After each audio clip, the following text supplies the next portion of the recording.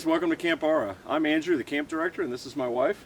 I'm Jen, the marketing and communications director here at Camp Aura. And man, we are so excited to have you guys back. This is our fourth video of our Wilderness Survival Retreat series, and the survival retreat is this weekend. This Friday, yeah. Now, today, I'm not sure when the video is going to go, but today is Monday, and the video hopefully will be out for you guys on Tuesday, but if it's not till Wednesday, that's okay.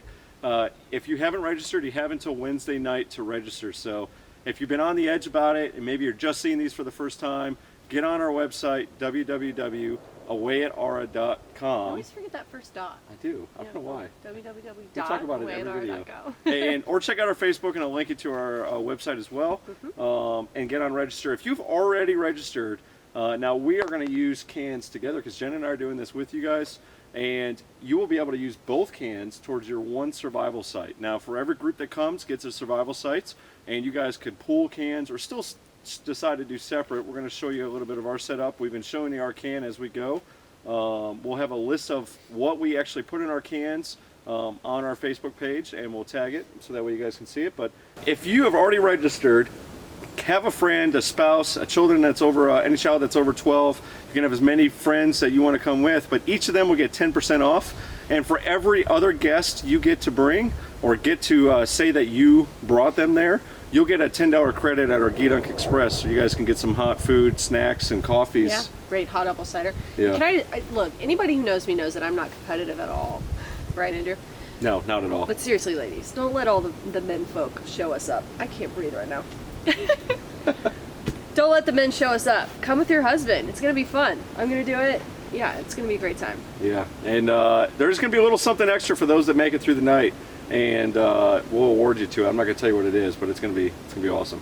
All right, so far we've gone over, and I'm not going to touch and go into detail and everything, but of our 7 skills, we're kind of pulling this from my scout experience as I'm an Eagle Scout and that Wilderness Survival Merit Badge. Any of you guys doing that or have done that, you're going to see a lot of this here. And then the other side is the 20 years of Navy experience. She's laughing at me. I'm blowing the smoke away from my face. Hey, so we had our fire going, and we're going to talk about it today. This is actually the same spot that we did at our last video. Unfortunately, it's been really rainy, so all of our wood is very smoky because it's wet. And the retreat is rain or shine, snow, apocalypse, whatever. We're doing it. So the snow apocalypse. You know. Oh. Yeah.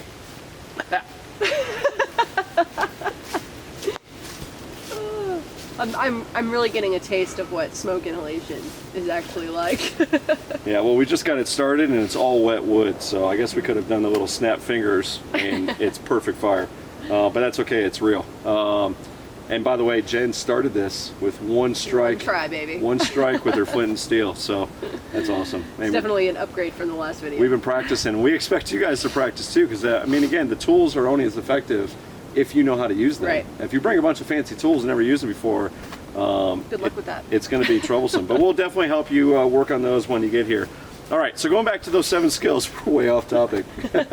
Last video, that's what happens. What else is new? Yeah, so we've already covered STOP, which stands for Stop, Think, Observe, and Plan. Yeah, check out our first video for that. And we also included First Aid, which is the second skill, and that's also in the first video. Then the second video, we went into the third skill, which was not dying of smoke inhalation.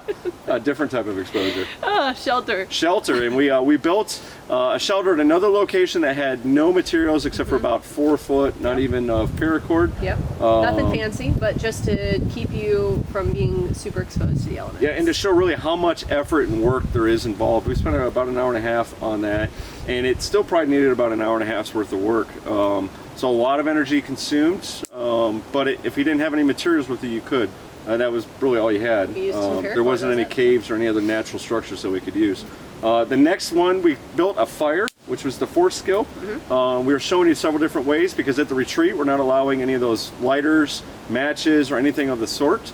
If you want to bring something for a chemical burn, battery with 9-volt with a SOS pad, flint and steel, bow stick with friction heat. Maybe there's an app for that. We should look in the apps. There could be an app for that.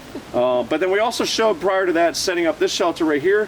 Just a really quick tarp on a slant.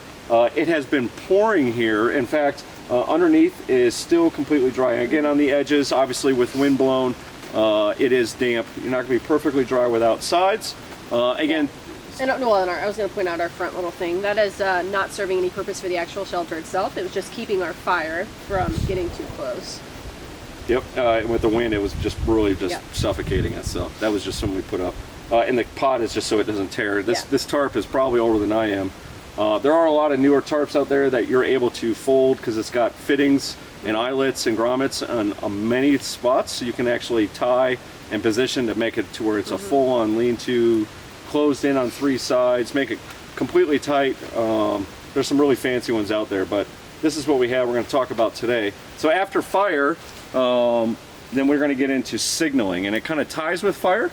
And really, our scenario is that we're in the park, and we just realized we weren't able to get out before dark. So it's not like we're lost on this trek where we're 2 days in and we have 2 days to go and we're completely lost. We may be lost, but it's not so much as a signaling as that's our only way out. But we're going to talk about that, and we're going to talk about it in this scenario. So real quick, if we had the 2 of us, there's a couple different types of signaling that we're going to do. There's some active and passive. Really, the goal here is not to go out and flag down people. There may be a hiker that comes by that we can see, but if we don't feel comfortable with getting out before dark, we may just set up camp, or we could talk to them and follow them, so if we're on the trail. And that's the first thing I want to talk about. That's the first thing I want to talk about is, do you think that they should go away from where the trail is or off their campsites? To try to maybe get to higher ground. I know a lot of these videos and TV shows say I got to get to high ground to signal and see what's going out there. Do you think that's appropriate for this scenario? My common sense barometer says if you have an idea of where you are, you should stick close to those landmarks. Yeah, I would agree with that. And again, there's different scenarios out there. So some people out there are probably saying, yeah, absolutely, get to high ground. And by all means, if you can get to high ground and maintain that distant or that directional knowledge of where those landmarks are, then and that might be, and that's going to be that's part of your stop process, is to observing what's around you, figure out what it is. So based on your scenario, but what we're going to kind of teach today is that you really should stay planted at the trail and the campsite that you were last at, or maybe that people last knew you were going to be at. A lot of people get lost further by trying to trek off the trail and going up to a higher ground and then forgetting maybe their direction, or they're not able to get back, or maybe somebody came along the trail that you were on looking for you, but you had actually moved your stuff off. And that's what I was going to point out, was that really 9 times out of 10, if we're going hiking somewhere, we've mentioned it to somewhere or to someone, or these days posted it on Facebook or whatever. So there's a good chance our loved ones are going to call the state park, let them know we're gone, let them know where we were, and they're going to have park rangers come out and looking for us, and they're only going to know where to look based on where they knew we were. So. Right. So we want to do that, and also as you venture off some of these national parks, when you're getting off the trail, you get into some of the territory of other wildlife. Now, it's not to say wildlife aren't going to bother you on a trail, but they do tend to steer clear of where they know the people are. And unfortunately, as people come into national parks, that's right. We are going to unfortunately push them away from their normal game trail, and their game trails are going to adjust. So you're usually safer on a trail that the national parks created, or off. So I'm going to get smoked out again. No, you're okay. Can I just point out, I've never done fires like this with this wet wood, and I'm watching the moisture boil out of this log right here. It's really cool. Yeah. All right, see if I can. I'm not sure what Jen's going to edit out or not, but.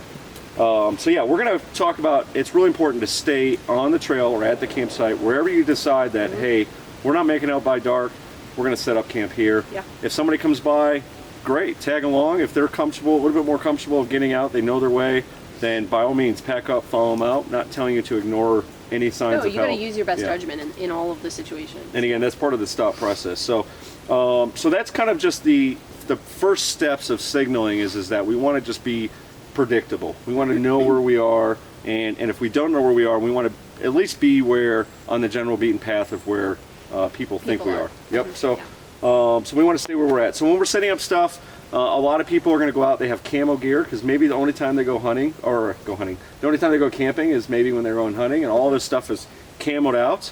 Not helpful for signaling. It's not so much helpful for signaling. Again, the military side is going to be concealed as much as possible. It's talking about the size of your shelter, the shape, You want to have a regular, you want to make it to where from the naked eye, think of all your hunting skills, that you're not going to be visible. And you don't want to leave an impact on the property or wherever you're at, because essentially as you leave and move spot to spot, it's going to be easy to tell that somebody's been there, and then they're going to track you. So we're not so much worried about that here.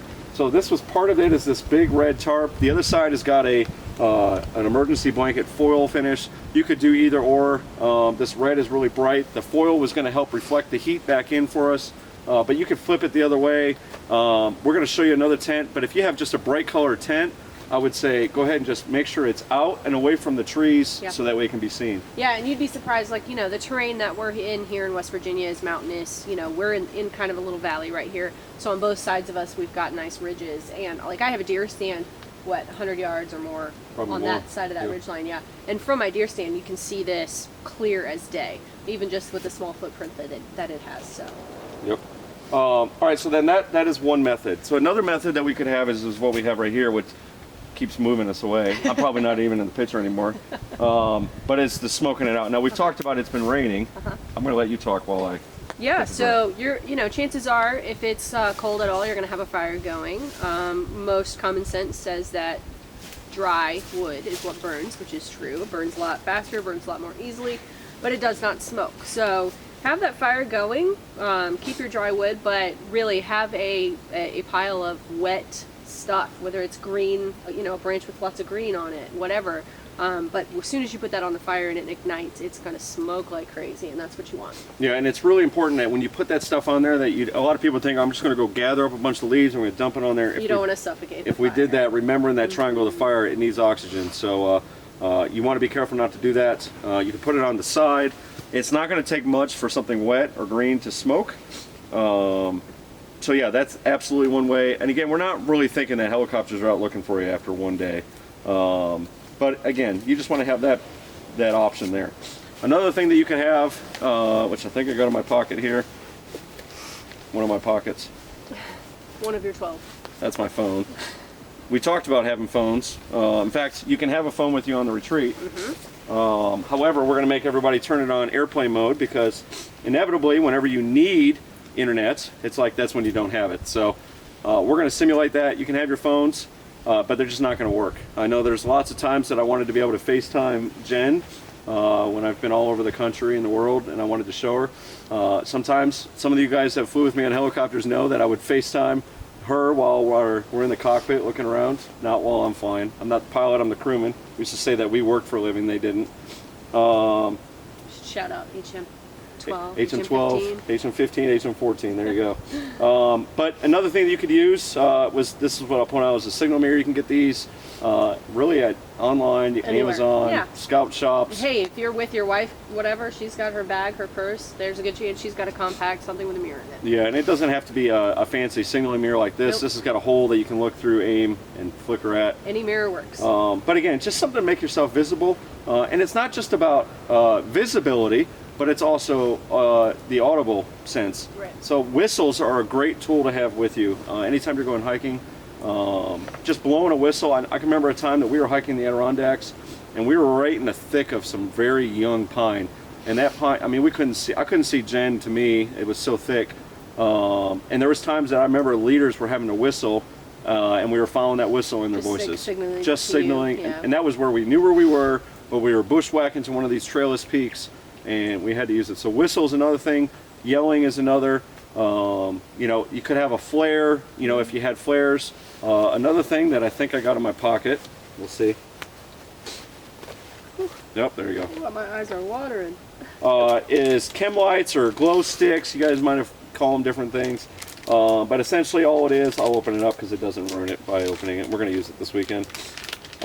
It's just got two chemicals. There's a glass tube in there. When you break it, the chemicals mix and it glows. Crack and shake it. So you would just crack it, shake it. Some of these, they say that they're going to seal it. Let's see how long this one is. Doesn't say how long on here. Sometimes they last, sometimes you get a dud and they don't last at all. So these are kind of hit and miss. Sometimes they last, 8, 12 hours. Are those like the kid ones where, like, if you're in a freezer or the snow or whatever, they're going to last longer? Supposedly. Again, it just depends on the chemical. These things are made all over the place. I used to say that there were certain brands that were better, but really it's hit and miss. We used to use them in the Navy for marking LZs and stuff. Coleman, we're testing you out this weekend. Yeah, we're going to test Coleman out. So again, we had duds too. So, but you just want to make sure you don't grab IR ones, because unless somebody's got goggles, right, they can't see you. They're not going to see you. So pay attention to that it's something colorful. That IR ones are going to be more expensive, more specialty. and they're labeled. So just make sure you pay attention that you grab a color.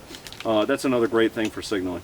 Also with signaling, we're going to talk about a little bit later in our last one as far as egress and knowing where we are. But those are some of the basics that we can talk about. And again, we're going to teach some others at the retreat. Moving on to the next skill. You know what the next skill is? While I get smoked out again? After signaling is water. Yeah, water. And so there was kind of the rule of threes. So you can, average person... Back up. Yeah, I know. All right, so the average person, Jen, somebody back up. I think we did this on purpose. Tell us about the threes, Jen. Tell us about. Oh yeah, so the average person, and you know, I think that this rule really applies heavily to summer and winter, depending on where you are geographically. But the first one is exposure as far as the elements, and that's 3 hours. You need shelter. The second is water. You can't last more than 3 days without water. And the last is food, which is 3 weeks. There we go. So, and obviously, based on your physical fitness, the conditions, like she said, that could all fluctuate. That is just a guide. Really, so it's showing the priority that shelter has, getting out of the elements, depending on what the elements are. It might be physical rain, snow, a sleet coming down. Could be just wind, because if you're damp, even from sweating, if you got a constant breeze on you, then you could get hypothermic. You have heat exhaustion, so just getting out of the sun and going in the shade, there's a lot of those there. Absolutely. So talking about water now, we have 3 days for water. Again, based on your biochemistry, maybe what you're eating. I see so many people bring camping dehydrated stuff, which, hey, that's cool. It's lightweight. It definitely tastes good. It gives you some energy. But your body has to add water to it in order to process it properly. It's dehydrated. It's like taking caffeine. That's another no-no when you're going on trying to do any kind of survival stuff. A lot of people want to have their morning coffee. If it's caffeinated, your body is just going to go through so much more water. Jen's going to need more water this weekend because she's bringing her coffee. So, and again, based on your physical fitness and everything else, how much you're sweating, there's a lot of variables here. But your body needs water. Now, a lot of people don't realize is that when you're cold and shivering, your body's using a ton of energy and it needs to replenish that energy. So the food and water requirement is going to increase based on those elements. So first thing we're going to worry about is getting some good, healthy water. Now, we do have a stream that runs through here. I know that there is a water source that stream's going to feed into eventually, and that's a usually pretty good rule of thumb. If you find a stream, or if you're on a mountain, find to the valley, the water's going to collect there, and eventually it's going to pool up somewhere. It could be a small pond. You could have some reservoirs or still water that it kind of pulls into, or maybe you might find a lake or ocean. It really just depends. So what I would definitely encourage you is that you start looking as you're at your site. Again, we don't want to leave the site. If there's multiple people, maybe leave somebody or leave something to show that, hey, we're here. But then you want to be looking for a water source while you're building your shelter, so that way you can have that thought about. Yeah, and if able, setting up that shelter near that water source if you're not sure how long you're going to be in your situation. Because that water source could also provide food as well. So, which obviously that's long term. But just for an overnight deal, be thinking about water. So we're going to grab that water, but mind you where you get that water from. And almost a lot of people say, well, hey, if you take it from a running stream, it's safe. Versus stagnant water that hasn't been moving, that is less safe. There's a lot of different factors there. The more people and people or human things that are around, the more typically the contamination of the water is, just because of factories and pollution and everything else. So you got to be thinking about what's upstream. If you're on a national park, depending on the size of the park, usually you're pretty clear of that. However, there is also animals, dead fish that are in the water source that's above, and there's a lot of bacteria and viruses in that you can't necessarily see. So we have a lot of stuff that we can see in water. So if you were to take a cup of water and you were to look on it in our glass, you could see the sediments, the garbage might be green. But realistically, the things that are more dangerous to us are the things that we can't see. Right, and then the bacteria and then the viruses. So there's several different things. Now, if you could go out and pick up some stuff from the store, but I want to just clarify a couple different things for water. There's the filtration of water, and then there's purification of water. And a lot of people mix those or interchange them equally, and they're not equal. Now, I will say there's a lot of gadgets out there that have mechanical filters, meaning it's a process where you put it through a physical filter.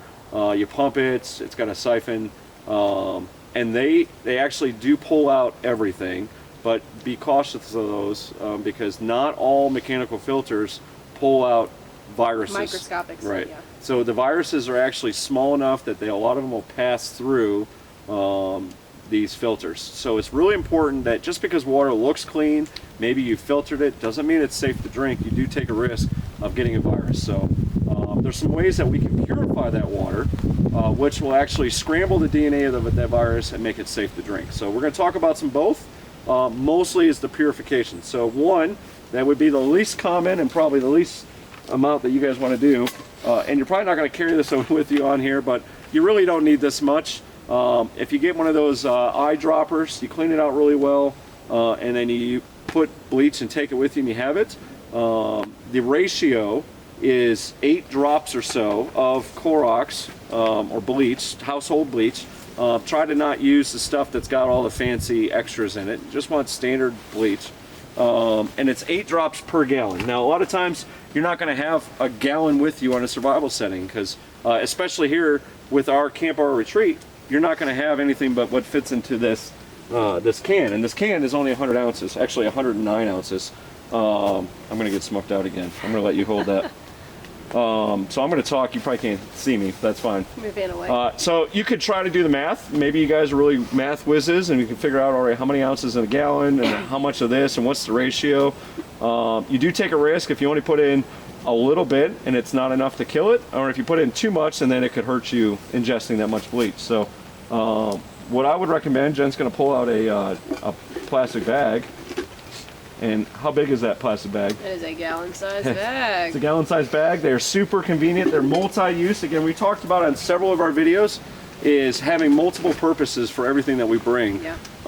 Anything that has single use is really just a loss of, we're wasting space and wasting value. So that can be used for a lot. So we could collect water in that bag. Mm-hmm. It's a gallon. Again, you might not be exact, but you're going to be pretty darn close. You don't have to do the math. You can put 8 drops in with your dropper of bleach, and you're good to go. Now there is a time that you want to wait for anything. Just like boiling, it's not an instant thing. And based on who you talk to and what article you read, it's going to be different times. But I would always recommend that you're going to wait at least 1 hour, a minimum of 1 hour. So again, if you can do this, have it being cured or being purified while you're building your shelter, that hour, 2 hours is going to pass.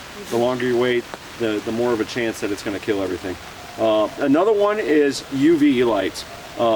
Bacteria and viruses can't survive in UV light. And we got some sirens going off. Mm-hmm. Hopefully it's not on the property. We'll find out, I guess, before our phones start ringing.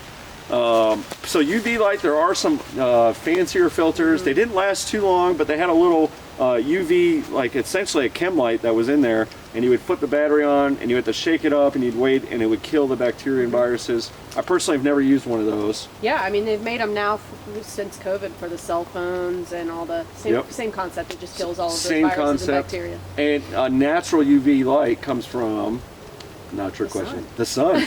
Yeah, so there is the sun method, and it's essentially, it's a matter, if you had a plastic bottle, you would put it out in the sun, direct sun, nothing is shadowed on it. Again, you're really taking a risk. You're really taking a risk there. So we talked about bleach, we talked about the sun, the UV. The bag could help you with the sun if you want to put it in the bag and then lay it out and let it sit. Mm-hmm. So then the other one is iodine, which I think we have. Yep. So iodine, they use it for medical purposes, but essentially nothing's going to survive with iodine. It's got directions. You can pick these up at Walmart. Thank you very much, Coleman.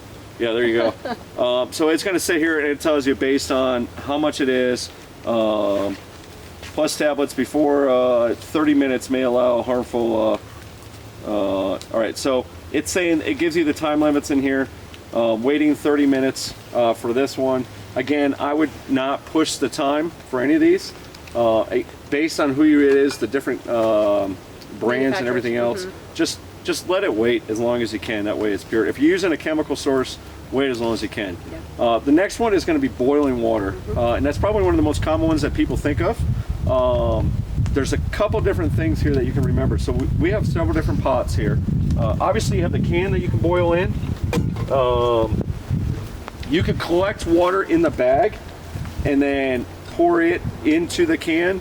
All of these items, not together but individually, fit in the can. So if you're coming to the survival retreat, there's several different things here. Now I will say a couple of these, this one's got a handle that you can hold on to. If you have a Leatherman, which we put in her can, you could use it to hold on to. Based on size, knowing how much prior to that it actually holds is important, because depending on what you're doing, it might make a difference. Again, based on how many drops to put in, if you want to measure it that way, if you don't have the gallon bag. So another one would be one of these camp pots right here. The thing about this, the big difference is it's got a lid. So having the lid is going to speed up that boiling process. Yeah. We're just getting smoked out again. It's actually raining. I don't know if you can see that right now. We like doing this in the rain.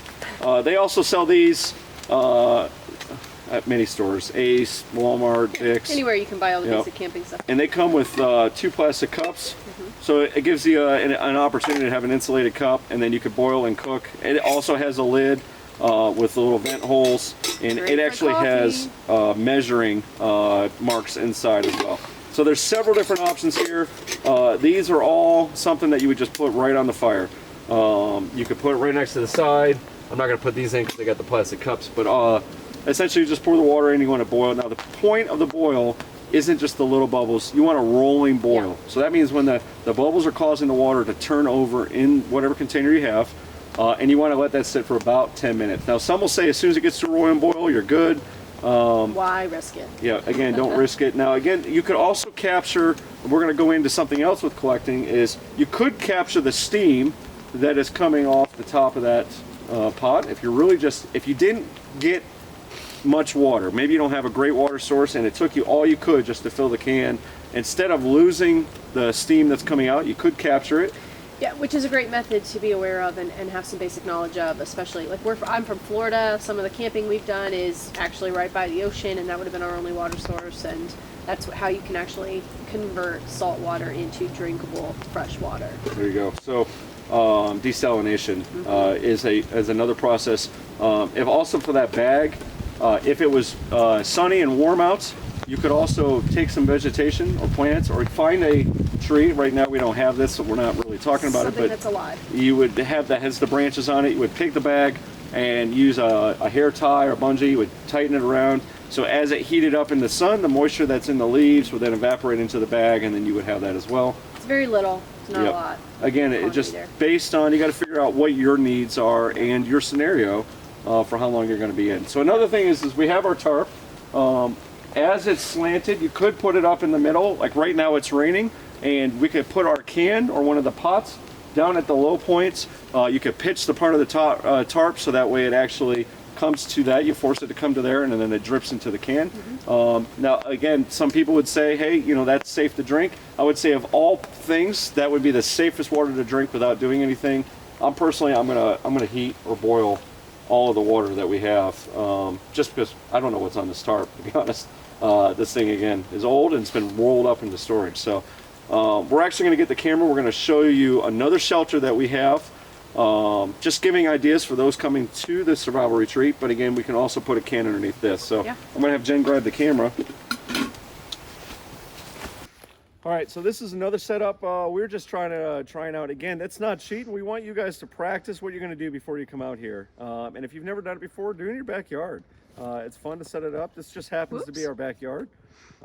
Jen said whoops. My grip slipped. You're good. Okay. All right, so we're actually going to lower this down a little bit. I'm not going to tell you what else we're going to do to block the sides, but all of this, along with what we're going to bring, I'm not saying everything else yet. You'll see that later on this week. If you get onto our website or our Facebook, you'll see our full list that we have in our cans. Some of it's going to surprise you. We're going to live good. But we actually have 2 hammocks inside. that we're going to insulate with some foliage, and we have emergency blankets that we'll wrap up in, plus the clothes that we have on, and then this will be lower to the ground. But you can see here the tarp. Anytime you have a tarp, or if you have anything coming in, I'm going to show here, as water comes down the tree, it's going to catch onto this, and when we actually set it up, we'll tie knots on each side, or you could tie them together with another string, and we're going to tie knots, so that way you're forcing, and this is for all of them, when the water comes down, it gets to the knot, and then it'll drip down. The last thing you want to have happen is the water to continue to run on this line and then drip on you inside. All right. So we did not do this. This was just us trying it out, but you want to have knots in your lines as it leads up. Now you could put a pan underneath that, or maybe tie a water bottle with the string going into the water bottle, and then the water would drip into that. You can use any of these sides here or in the middle where the water's coming down. I have a knot here. I could put the pot underneath, or I could even hang multiple pots hanging around all these different corners. So it's just another way to collect water passively. You don't have to really work at it all. You can come by and collect, and the more of these you set up. Now let's say it's during the day and we haven't, and it is raining.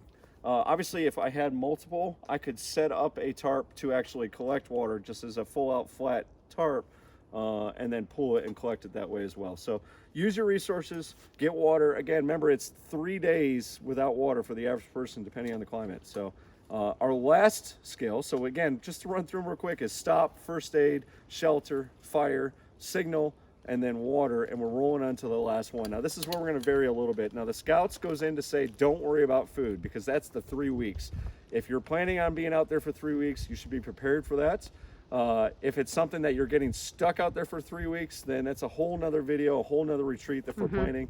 So again, they say don't worry about food. I'm actually swapping out that 7th one. So if you're doing the Wilderness Survival Merit Badge, don't follow this guidance. Stick with the don't worry about food. So we're going to talk about egress. Egress is getting back to wherever it is that you came from. Now our scenario is you parked at a trailhead, you're in a national park, you hiked in with you or your family or whoever, and you realize at some point you're not going to make it back by dark, which is what your plan was. So there's several different versions of being stuck or lost. The best case scenario is you know where you are and you know how to get back out. So when it comes to egress, when we're doing our stop process, because again that's ever going, is knowing that, okay, when we get up in the morning, as soon as we have first sunrise, we're going to take everything down, we're going to clean up, pack up, and we're going to go back out this direction. Easy day, you have your car keys, you get to the trailhead, you load everything up, you're like, wow, we should have planned better, let's not get stuck next time. The next scenario is you know where you are, but you don't know how to get back. Maybe you guys got lost in the moment. You're enjoying the beautiful scenery, you're walking in there, you took some lefts, you took some rights, there's not really the trail maps that are going the way, and now that you thought you were going to get out, but now that you didn't get out, you know you're in the national park, you know you're in this general area, but you don't remember how to get out. That's going to be something you have to plan for. I'm going to go through some of these other scenarios before we talk about the rest. The next scenario would be is you don't know where you are, meaning you're not familiar with the national park, you've never been there before, but you remember that you only took one trail in and then maybe off a couple lefts or rights, but you absolutely remember how to get back out. So not knowing where you are, but knowing how to get back out. And then the last, which is the worst case, you have no idea where you are and you have no idea how to get out. So some of those to think about as we're egressing, things to stop or to think about, observe, and plan while you're setting up shelter, while you're resting at night, while you're taking care of your fire and doing signaling, is coming up with that plan. What are we going to do? All right. And really that's using your community of people that you have with you. Talk about, all right, what do we remember? What are the absolutes? Don't try to guess, just go with what the absolutes are. That's one of the things that I used to do is taking a test, is go through the test, get the ones that you absolutely know, and you'd be surprised at what jogs your memory from the ones you know for the ones you didn't. So talk about it with your group, figure out, okay, where are we? What do we do? Do we cross a bridge? Do we take a left? Do we stay straight? What are some landmarks that we remember? And then you're going to come up with a plan as far as how we attack that. Now, what I would always recommend is backtrack. Don't ever try to like, hey, you know what? I think it's this way. This is a shortcut. For all those that were in Troop 38 with me, anytime we did bushwhacking, I just want to hear all the stories in here about the shortcuts that we were going to take. Mr. Cerruti, I love you, but I remember your infamous shortcuts. And there's a guidebook it always ended up taking us the entire day. So again, based on your experience, you're going to know best. Go back at least to the routes that you came, or at least you think you came, and you'd be surprised on what's going to come back to you. Remember, don't just keep trekking just to say go. Compasses come in good handy. So if you have a compass, you know how to use it. If you don't, come to Camp Aura. We have an orienteering class and land nav. I'd love to show you. We're going to touch on that for the retreat for those that are coming. But that can help you out. If you have a map, that's another great tool. But again, in this scenario, you're already stuck. So have a plan. Get up early at sunlight and start trekking back the way you came. When you get to a point where you're not familiar, if you have multiple people, go ahead and get to a point, just like you're tracking a deer or anything else, go as far as is familiar. And when you get to an unfamiliar spot, one person stays put, the other person continues looking for something that is familiar. And you use a ranger bead method in the sense that you're going to count paces or give it a time count. You're going to go so far. If you don't find anything familiar, you come back. If you do find something familiar, you mark your area, you come back, you grab your buddy, and then you continue on. You keep doing that until you get back to the trailhead. Following the signaling process and all these survival skills, you'll make yourself that where you're visible, you're aware. Your chances of being seen by somebody else by staying on the trail is going to be increased, and eventually you'll make it out. So again, there's always those worst case scenarios, but I'm telling you, majority of those are people that trek off the trail. They find that shortcut. They want to try to do what they've seen on TV. They get up to high ground and they end up getting farther lost, deeper in the woods. So that's our 7 skills. Again, check out our website, check out our Facebook, still can register. If you can't make because of scheduling purposes, we have another one in 2 weeks, which is December, I want to say the 14th, Jen? It's the third weekend. It's the third weekend of December. That's already posted and going up there. I think Jen's looking at a deer. We got No, turkeys. turkeys. We got turkeys up there. That stuff always comes out when we're not in the stand or walking around. So get on and register. Remember, if you are already registered, grab a friend, have them registered, tell them that they're coming with you. You get a $10 coupon into Geedunk Express. They get 10% off the registration. It's going to be a great time. If you have any questions, reach out. Otherwise, that concludes this series for the survival series. Next series is going to be building a bat house and getting rid of some of the friendly creatures that keep the bugs away. We're not killing them. We're going to reposition them. Stay tuned for that next video and share us like always. Otherwise, we love you. We can't wait to see you. Have a good night.